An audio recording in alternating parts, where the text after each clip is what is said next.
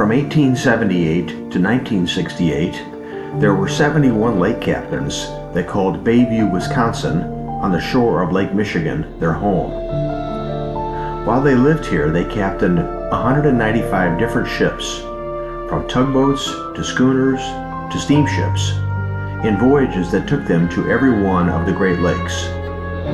Join us now for another episode of Bayview, Town of Lake Captains, where we explore not only these captains, but also their ships, their homes, their families, and their lifetime of sailing adventures on the Great Lakes.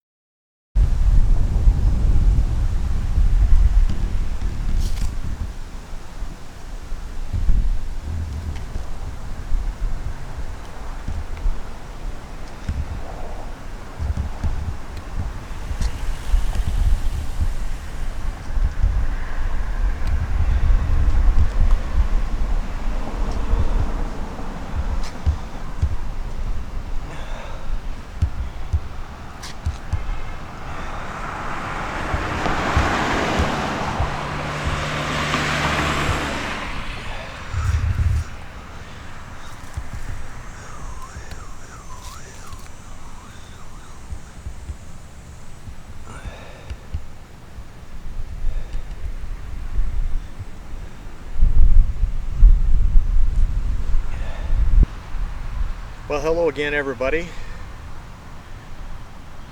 Here again for another episode of Bayview, Town of Lake Captains. But this time with a bit of a twist. I talked about this person previously in an episode on William Draves, who was his first superintendent at Wisconsin Malleable Iron Company here in Bayview, which I just showed you right across from where I am now on Bay Street. And he got his start, his connection to Bayview, through Eber Brock Ward by serving as a purser, which is basically the supply officer, administrative officer, on one of Eber Brock Ward's ships. Now, Eber Brock Ward was so impressed that he asked him to come and be the secretary at the rolling mill in Bayview that Eber Brock Ward was establishing. But that's it. James Hagerman was never a lake captain. But he warrants inclusion in this segment simply because of his importance that I didn't know anything about until I started researching Wisconsin Malleable Iron Company over there. Now, where I am now is I'm right at the very northern edge of Winchester Street, and right behind me,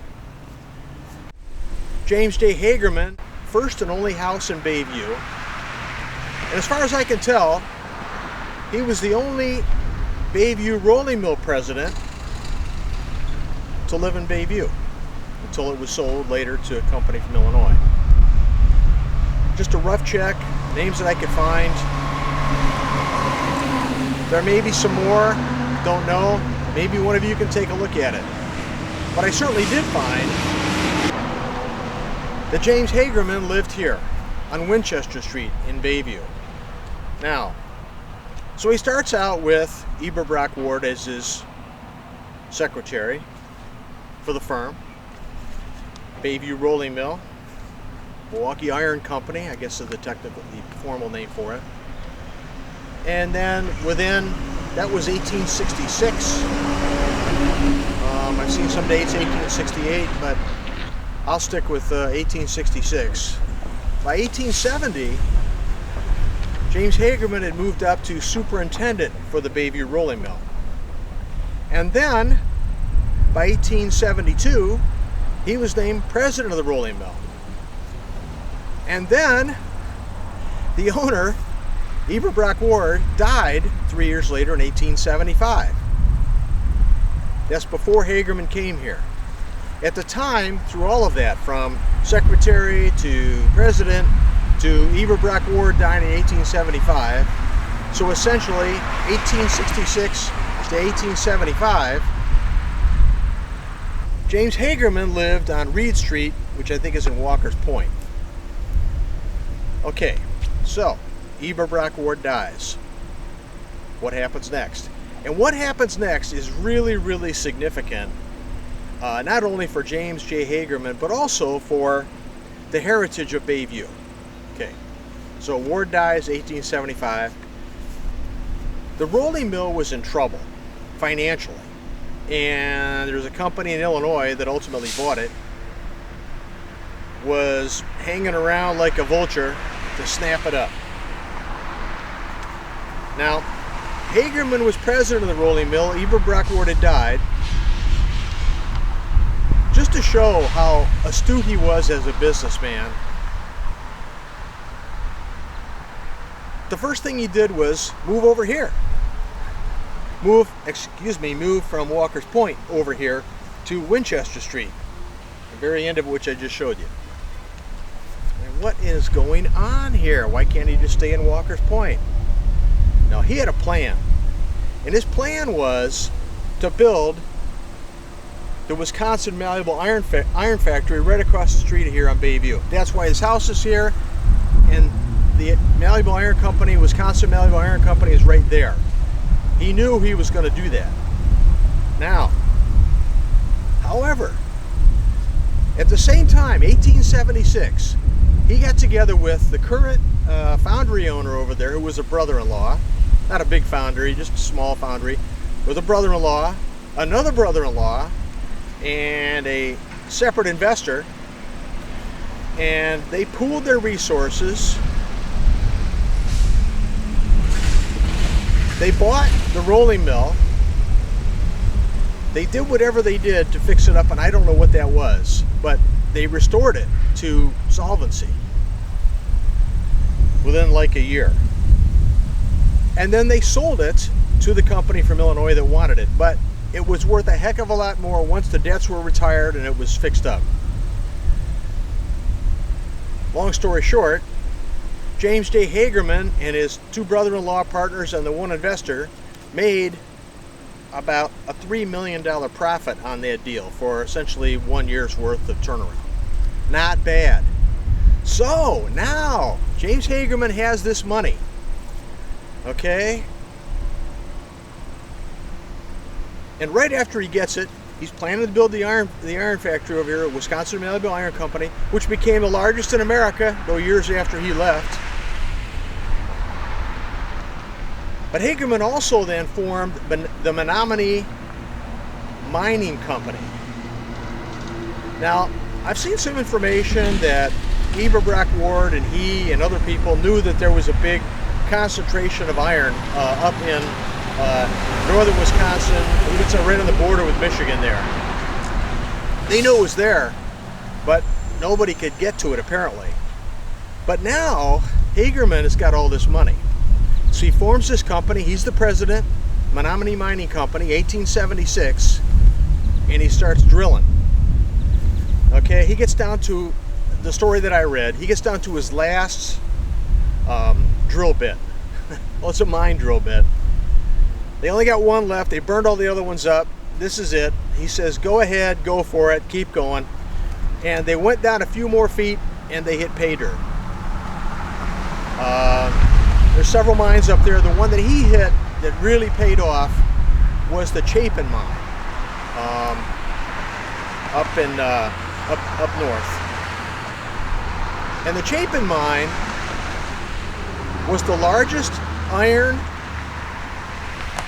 discovery, mining discovery, the largest deposit it turned out to be pretty quick in America. Okay, you with me?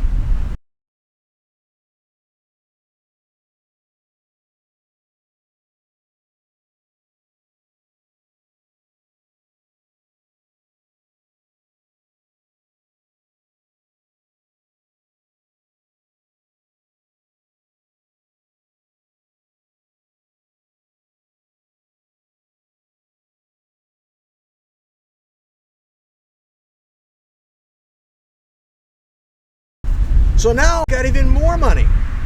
At the same time this is going on, I think that was 1879 he hit that. 1878 he built the Wisconsin iron factory over here, which became the nation's largest. But as soon as he hit that, so for here from 76 to 77, he's building the mining company. He's building this iron company across the street. He's here for 2 years. The only rolling mill president that I could find that ever lived in Bayview, and he lived on Winchester Street. Okay, well now he's like really in the money. So what does he do? Well, I can't find any addresses for him after 77.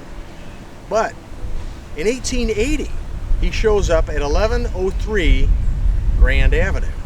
So he bought, I didn't look it up, maybe one of you can find it, 1103 Grand Avenue. Probably a mansion. What do you think?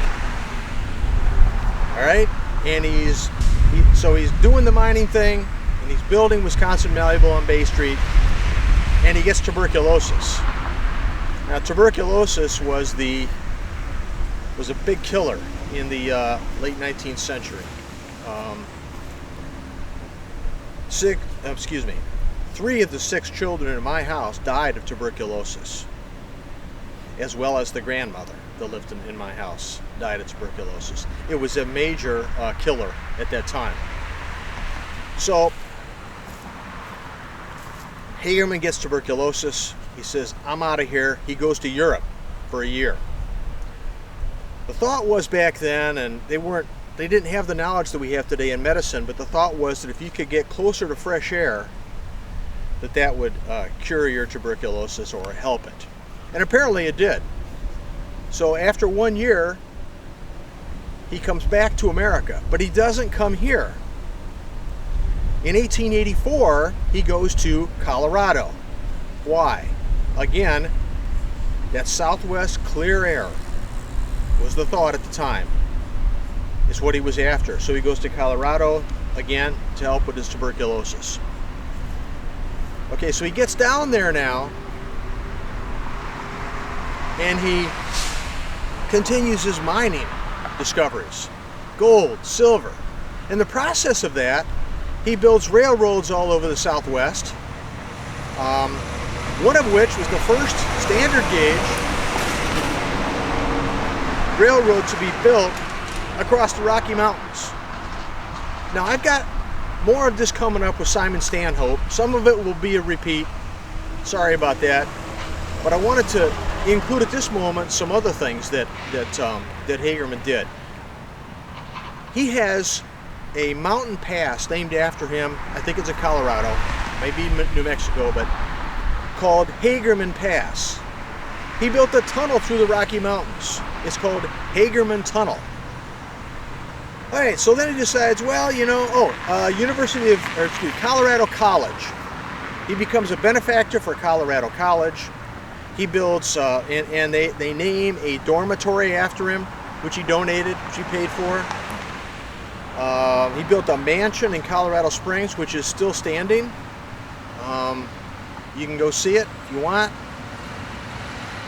Part of the historic tour of Colorado Springs. And then he moves to New Mexico.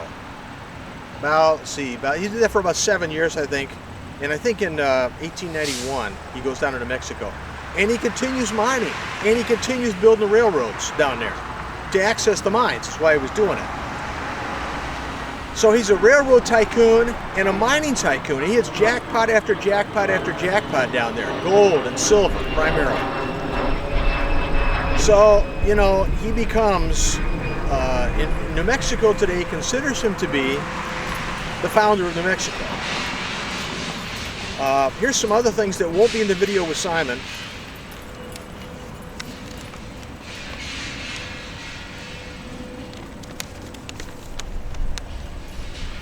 So I'll pull these up here.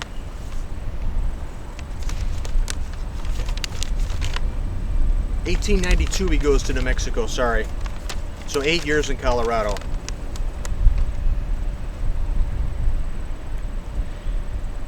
He has a town named after him in New Mexico, Hagerman, New Mexico. There is a Hagerman Historical Society in New Mexico. He donated 40 acres of land to form, essentially really to rescue, the New Mexico Military Institute, which, you ever heard of Conrad Hilton of Hilton Hotels? He's a graduate, as is a Medal of Honor recipient in the Second World War, Air Force pilot, B-17 pilot. Now,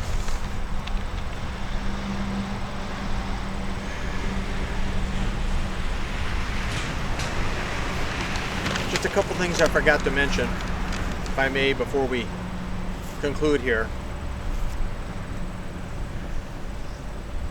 After Eber Brock Ward died in 1875, when Hagerman moved here in 1876 and was trying to rescue the rolling mill, which he did here, when he lived in this house on this space, right where I'm standing, he rescued the rolling mill. He came up with this investment pool idea where he recruited people to donate, and they all pooled their resources and bought the mill and saved it. Well, that idea came from a friend of his, a business acquaintance, good friend of his in Cleveland, I think it is, Ohio anyway, that was in the business, and also was good friends with Andrew Carnegie. I'm sure you've heard that name, Andrew Carnegie, very wealthy, I think it was steel magnate of the late 19th century. who, with no income taxes or deductions or any way to get his money back, decided on his own to build libraries for all over the country at his own personal expense.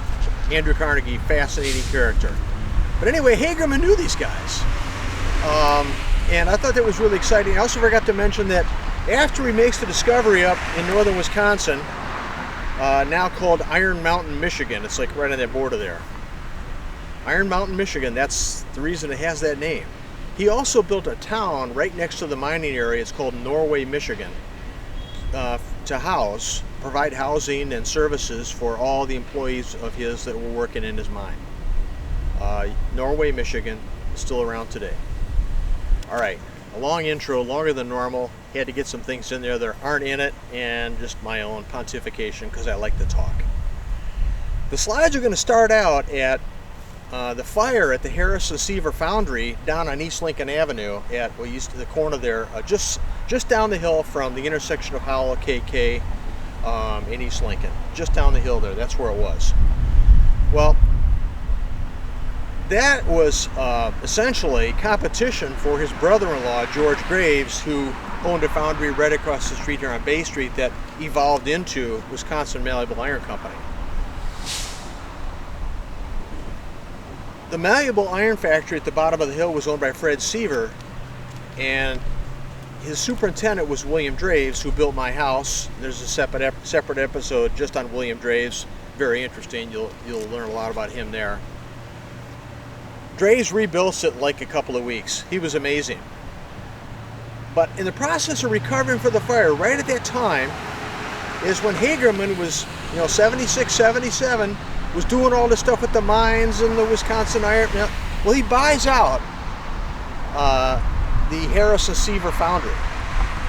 And as a condition of sale, he takes aboard on his staff the main purchasing officer, Fred Seaver, who was one of the owners, and made William Draves the first superintendent of Wisconsin Malleable Iron Factory, who had been foreman and superintendent down at the Harrison Seaver Foundry.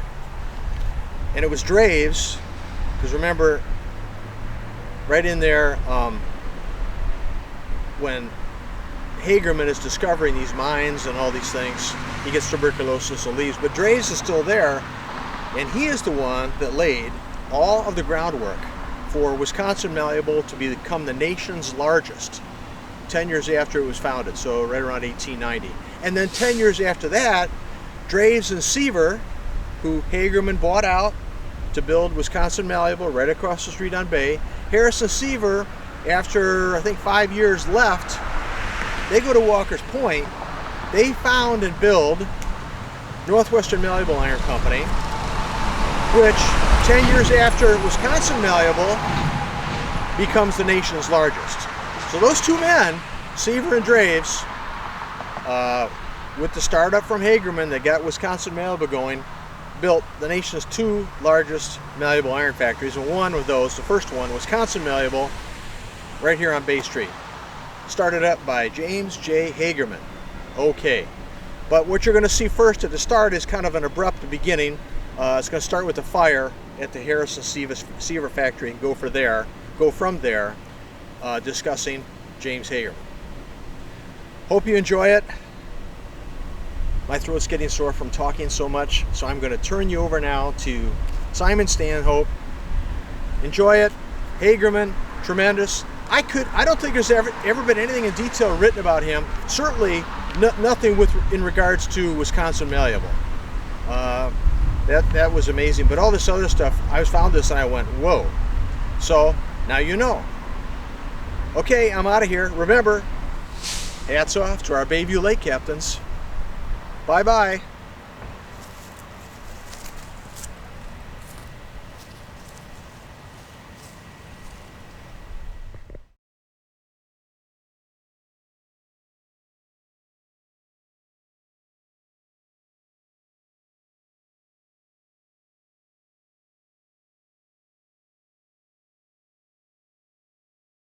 In November 1877, just 6 months after the new Harrison Seaver factory on East Lincoln Avenue had begun operations, a huge fire broke out. It was so big that newspapers reported it lit up the entire sky over Bayview.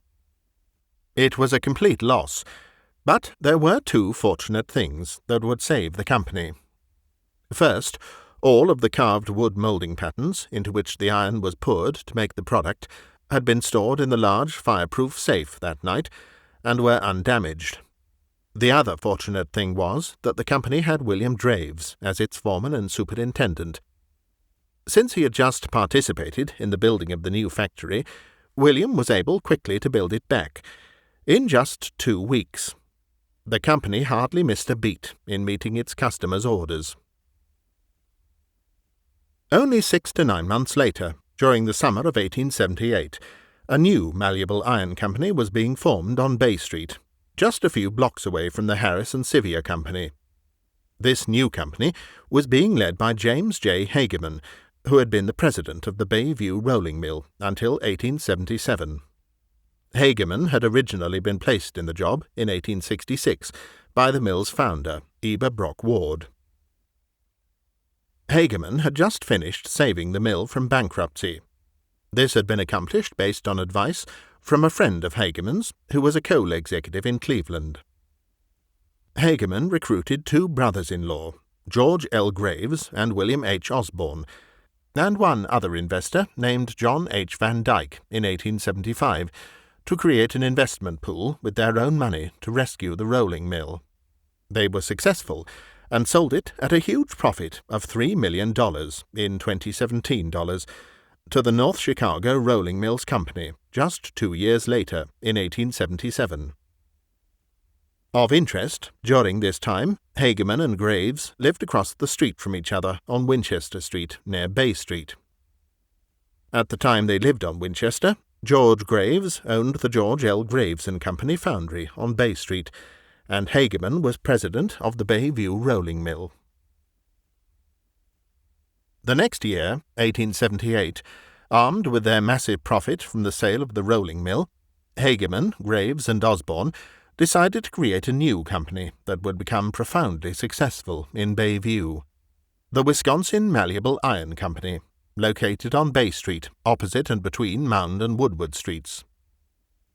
They began by buying out the Harris and Sevier Company on East Lincoln Avenue 6 months after the fire, and then merged it into the George L. Graves and Company foundry, which was already on the location of the planned new company on Bay Street.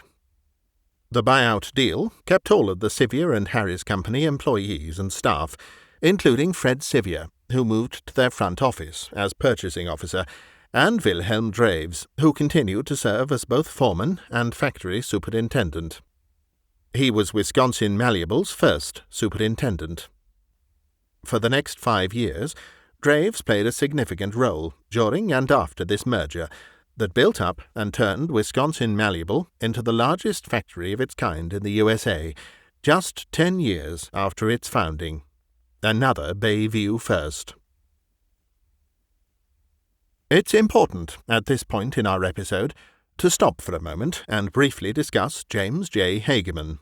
He was one of Bayview's most colourful characters.